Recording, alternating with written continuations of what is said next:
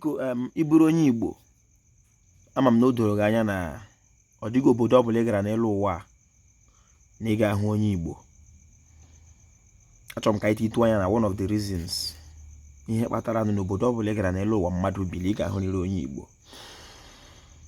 From the traditional point of view n'okwu bekee, achọrọ m ka anyị si n'ụzọ omenala lee ya anya.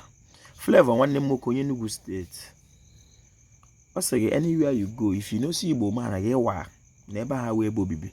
Achọrọ m ka unu ka ite ntị n'ụbọchị nke taa ihe mere ebe ọ wụle gara aga hụ onye Igbo, ihe onye Igbo na-achọ, ihe ọ na-arụ, ihe Chineke si arụwa.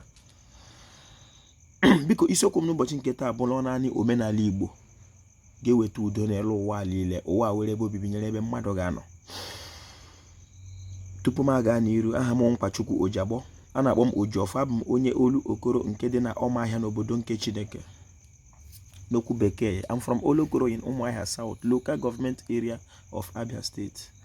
Abụ m onye omenala, abụ m onye chiism, onye Godianism n'okwu bekee.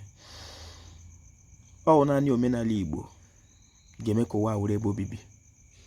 Ị bụrụ onye mba sị m ka ihe mere m ji na-ekwu otu, achọrọ m ka ị ma ka ị mere na Igbo wọpara.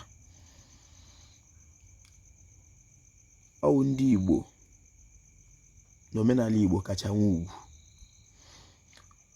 Omenala Igbo na-akwanyere ma dik ma tọm ugwu, mana ugwu nkwanye. Ọ naanị ndị Igbo kwenyere na ọ dịghị ebe Chineke wụ ọbịa inye. Onye Igbo anaghị aga na mba si onye mba hapụ otu o siri ekpere chi ya, maka na onye Igbo matara na o nwere ihe a na-akpọ ọdịbendị. Onye Igbo kwetere na nkụ nọ na mba ga-eghere mba nri. Ndị Igbo hụtara na Chineke dị ka mmiri na-asọ asọ, na iyi ahụ nọ na mma nna gị gụọ ya aha, otu mmiri ahụ sọfe gawala mba ọzọ agụrụ aha ke ha, otu mmiri ahụ gawakwa ebe ọzọ ebe ahụ agụrụ ke ha, na onweghị ebe Chineke wụ ọbịa ya inye.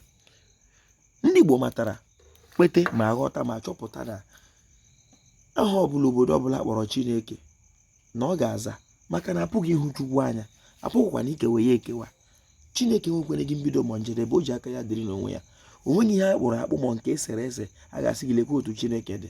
Agaghị asị dị gị na Chineke wụ nwoke ma nwaanyị maka ọmụmụ a na-ahụ ya anya. Asị m na be nna m na-enwere ụmụ Chukwu.